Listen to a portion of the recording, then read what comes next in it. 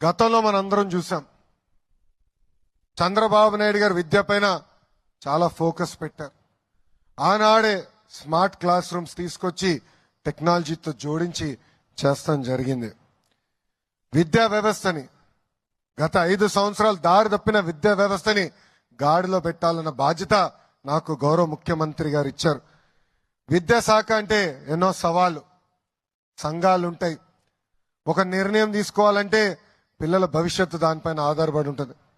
నేను విద్యాశాఖ మంత్రి అవుతున్నానంటే 99% మంది నాకు మెసేజ్ పెట్టి ఆ శాఖను ఎందుకు తీసుకుంటున్నావు అని అడిగారు. ఆ రోజే నేను అనుకున్నా, అబ్బా ఇది అద్భుతమైన శాఖ, ఇక్కడ నా అవసరం ఉంది, ఒక ఛాలెంజ్ గా తీసుకుని వ్యవస్థని సెట్ చేస్తానని మనసులో అనుకున్నాను.